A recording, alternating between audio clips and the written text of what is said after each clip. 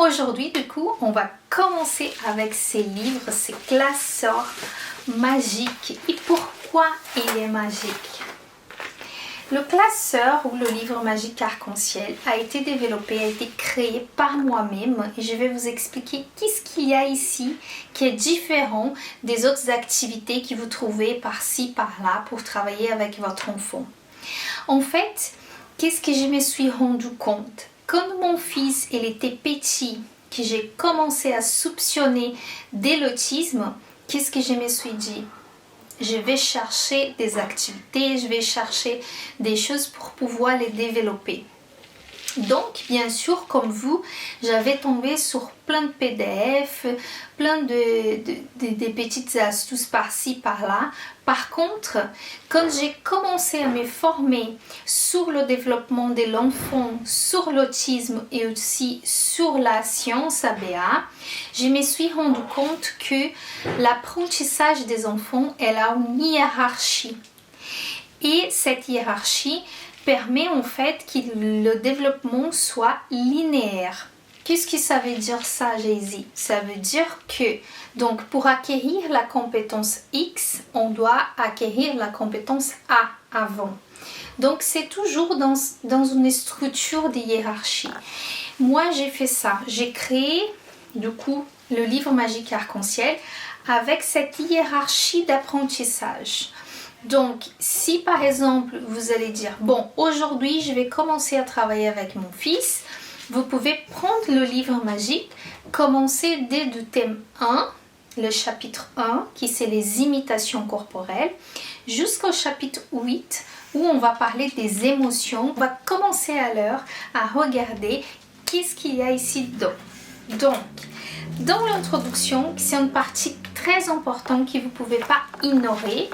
On a des modes opératoires, comment on peut proposer des activités à un enfant TSA ou un enfant neurodivergent.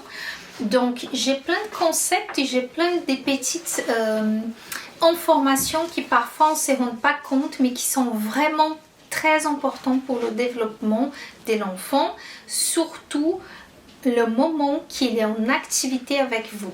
Donc ici vous avez les matériels que vous avez besoin pour réaliser le livre, et dans l'introduction on va parler de l'ABA justement.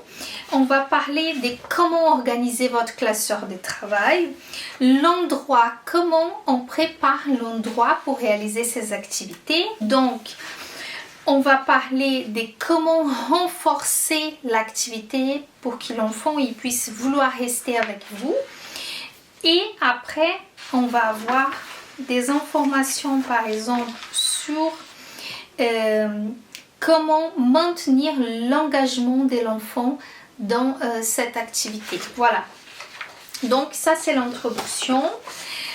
Et après l'introduction, qu'est-ce qu'on va avoir, Jésus? On va voir les pictogrammes avec la routine de travail. Donc, je vais vous préparer une explication complète de comment utiliser ces pictogrammes. Et on a du coup les pictogrammes s'asseoir, réaliser l'activité. Après, on va voir bon travail. On va voir si on demande des pauses. Comment on demande une pause. On a joué par terre et on a aussi les pictos de la récompense. Donc je vous explique exactement comment vous allez utiliser le pictogramme de travail avec l'enfant. Les premiers thèmes de mon livre magique arc-en-ciel, c'est le thème des imitations corporelles. Qu'est-ce qu'il y en a ici dedans? J'ai une explication aussi de pourquoi c'est important apprendre à l'enfant d'imiter. L'imitation, c'est un comportement portail. Pourquoi j'appelle un comportement portail? Parce qu'en fait, il ouvre les portes pour l'apprentissage de plusieurs comportements. Donc l'imitation, c'est vraiment très important de travailler avec l'enfant. Ah, mon enfant, il n'imite pas. Il n'imite pas parce qu'il n'est pas assez motivé pour imiter. Je ne vais pas arriver en face de l'enfant et je vais lui dire, tiens, main à la tête. Ça ne marche pas. L'enfant, il va me regarder, il va dire, qui cette folle l'a fait? Il va partir. C'est pas comme ça. On doit créer des moments d'interaction avec l'enfant et on va subtilement, bien sûr, on va demander que l'enfant commence à nous imiter. À partir du moment où l'enfant il est déjà engagé avec nous, on va pouvoir utiliser des petites cartes comme celle-là.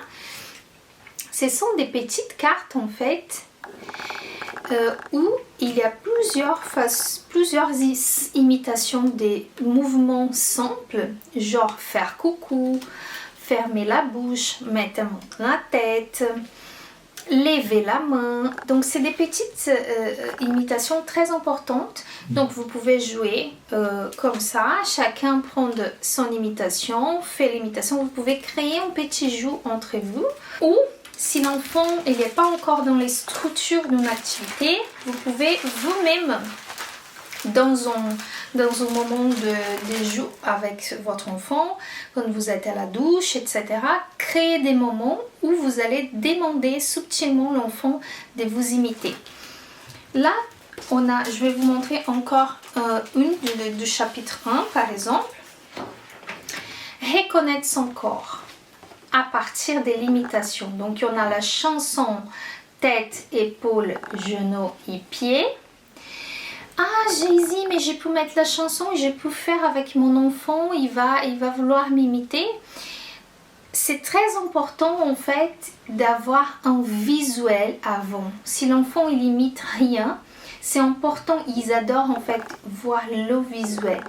Du coup, on peut préparer la chanson et on peut montrer le visuel en même temps. Ici, il y a la description de comment faire ça.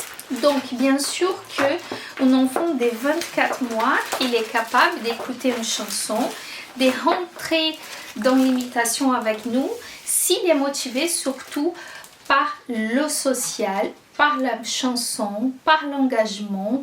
Et les enfants, n'importe, soit un enfant autiste, soit un enfant typique, c'est des enfants qui ils ont le plaisir de jouer, le plaisir d'échanger, de jouer, d'être parmi les gens. J'ai encore, dans le thème de l'imitation, on a encore 3 jeux d'imitation, 3 façons d'imiter. Et un de ces jeux d'imitation, on a besoin d'un dé. Donc je vais vous mettre ici le dé. C'est un moment aussi de montrer, de dénombrer les petites balles du dé, des petites bulles comme ça.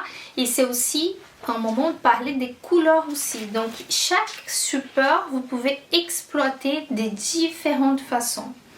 Le deuxième, c'est les traits en motricité fine. Ici, j'ai un support qui est le dernier support que j'ai ajouté, mais c'est le premier que vous allez présenter. C'est pour faire le escargot. Et vous allez chanter en même temps la chanson. On va faire un pairing et ça veut dire on va demander l'enfant de travailler sa motricité en même temps qu'on chante une chanson avec lui. Après, dedans, on va voir encore 5-6 supports des différents façon de faire la motricité fine avec l'enfant. Bien sûr, on va l'aider à tenir le crayon et on va les proposer, pas qu'une journée, qui est dans une journée, on va essayer de proposer plusieurs fois. Parfois on présente un support, l'enfant il va pas vouloir jouer tout de suite, on va ranger ses supports, un mois après on revient sur ces supports là. Après, qu'est-ce qu'on va voir? On va voir les formes géométriques. C'est le thème 3. Donc, on va utiliser la motricité fine du chapitre 2 pour travailler les formes. Donc, j'ai des formes très grandes pour motiver l'enfant parce que c'est plus facile à lui de réaliser la motricité avec des grandes formes. Et il y a une chose très intéressante ici. Si l'enfant il n'arrive pas à faire, on va donner une aide physique. On va prendre sa petite main, on va l'aider à réaliser l'activité. Dès qu'elle est finie, ça peut durer 5 secondes, 10 secondes. Elle a fini, on fait une fête, on va bien transformer dans un moment de joie. Comme ça, l'enfant il va avoir la possibilité de refaire encore du graphisme, des mots par exemple, ou un autre jour. On ne va pas bourrer ou obliger l'enfant de travailler s'il n'y a pas envie. Donc, on va aider et on va toujours féliciter plus, plus, plus. Donc, j'ai toutes les formes dans la grande. Et après, on a les petits bonhommes des formes géométriques. Et du coup, là, on va réduire la taille du graphisme. Ça va être plus petit. Ils sont tous là-dedans. On va avoir aussi les formes géométriques à faire correspondre.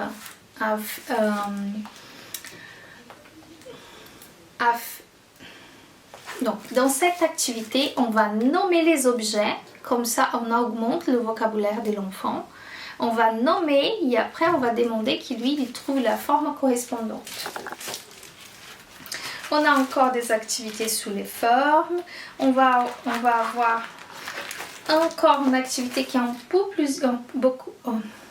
on va avoir une activité un peu plus difficile à faire, qui c'est de recopier une image en utilisant des formes géométriques.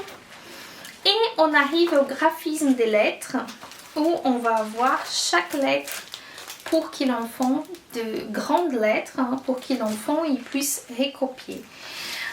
Les lettres, on a un grand format et après on va avoir un petit format. Donc toujours on part du grand, du graphisme grand et après on va au graphisme petit. Qu'est-ce que je vais vous dire par rapport à ça?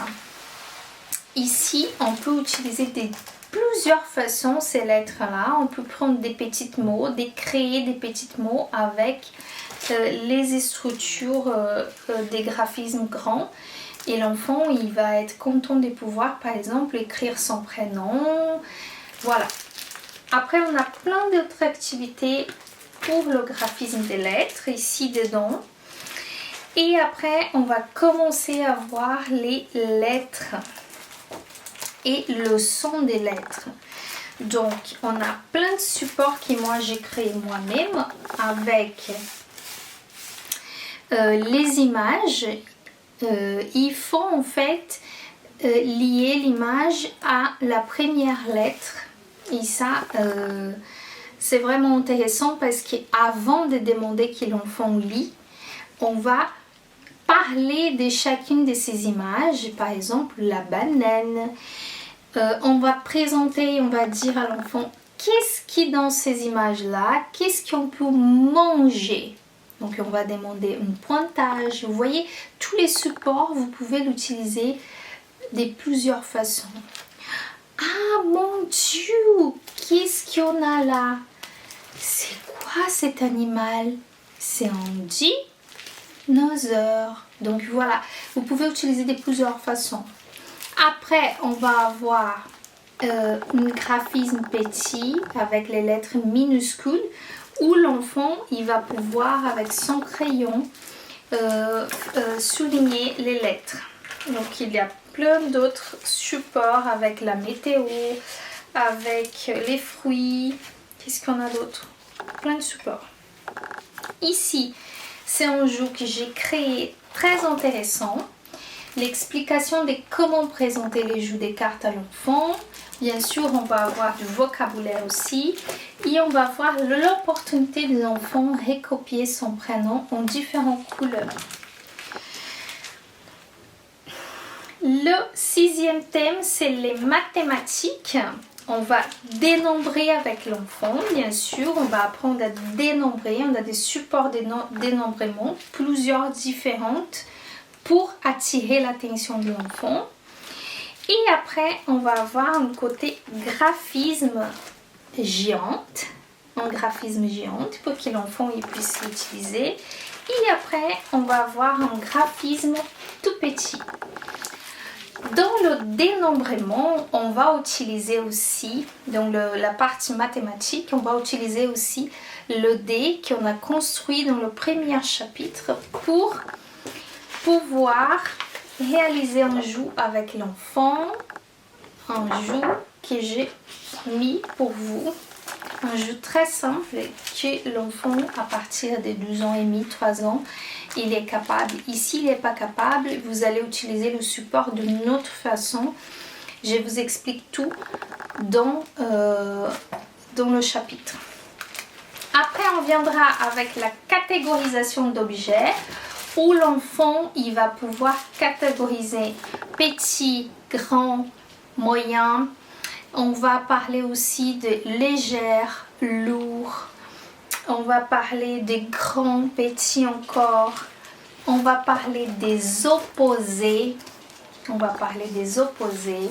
On va parler d'une comparaison, par exemple, le plus grand, le plus petit, le plus vite, celui qui roule plus vite, celui qui roule moins vite. La hauteur et la longueur des objets. Ces jeux-là, je l'adore. C'est sur les classes des symbolismes. C'est un jeu que moi j'ai créé moi-même avec les photos. Il y a un qui c'est des pictos, des dessins, mais l'autre c'est des vraies photos. J'ai séparé ici.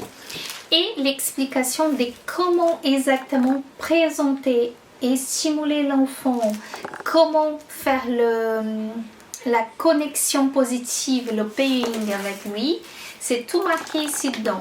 Association des couleurs, c'est le chapitre 7 où on va avoir plein d'exercices sur les couleurs. Bien. Il y a plein de supports sur les couleurs. Le 8, on va identifier les émotions et aussi on va parler d'activités, des routines. Donc là, je vous dis, il y a plein de supports pour travailler les émotions. Bien sûr que vous allez tout d'abord, avant de présenter le support entier et de demander que l'enfant vous réponde, vous allez d'abord toujours montrer et laisser l'enfant exploiter le support. Vous allez laisser l'enfant regarder ça. Vous allez faire les grimaces en imitant en fait tous les émotions et vous allez nommer chaque émotion. On parle aussi des opposés, des émotions opposées. On va avoir l'enfant qui est en colère, on va avoir l'enfant qui est calme. Donc, on a les opposés des émotions. On va demander aussi l'enfant de pointer du doigt. Et on va aussi faire un questionnaire. Ça, c'est une feuille, c'est pas plastifié du tout. Et il y a un questionnaire sur l'emoji. Et on va aider peut-être l'enfant à reconnaître quand il se sent, par exemple, content, triste, surpris. Et on va travailler ici aussi la motricité parce qu'on va colorer chaque émotion. C'est marqué quelle couleur utiliser. C'est facile à l'enfant de se repérer. On va avoir les activités sur la maison. Donc, qu'est-ce qu'on a à la maison? Donc, il y a plein de différentes pièces de la maison et qu'est-ce qu'on fait en chaque pièce? Les objets, les classes par rapport à la pièce de la maison. On va avoir les activités à la maison. Par exemple, vous allez décrire chaque activité de façon théâtrale et vous allez demander l'enfant à choisir l'activité correspondante. On a les règles à la maison. Ça, il y a un Reels sur mon Instagram et aussi sur mon TikTok qui montre exactement comment on réalise cette activité. Si tu aimes bien des contenus comme ça, n'hésite pas à liker cette vidéo et à appuyer sur s'inscrire. Comme ça, vous allez toujours recevoir les nouvelles publications. À la fin, j'ai mis pour vous, regarde, ça c'est la fin, j'ai mis pour vous plein d'activités pas plastifiées pour que vous puissiez travailler avec l'enfant le découpage, le coloriage, des petits trucs, hein, parce qu'en général ces enfants ils aiment pas colorer beaucoup. Il y a aussi la motricité, donc plein d'activités que vous allez proposer à l'enfant. Voilà ce que j'avais à vous montrer sous le livre magique arc-en-ciel. C'est vraiment bien entre guillemets garni en activités. Ce sont des activités qui ont été pensées aux enfants TSA. Si tu es intéressé par ces livres en PDF, le lien il est disponible ici, en sachant que la différence c'est vraiment les consignes, la façon de présenter un enfant autiste, un enfant TSA ou en déficience intellectuelle, et aussi l'introduction qui parle surtout de la science ABA, de comment préparer l'environnement à cet enfant, plein de petites astuces qui sont très intéressantes. N'oublie pas de liker cette vidéo et d'attendre bien sûr la prochaine.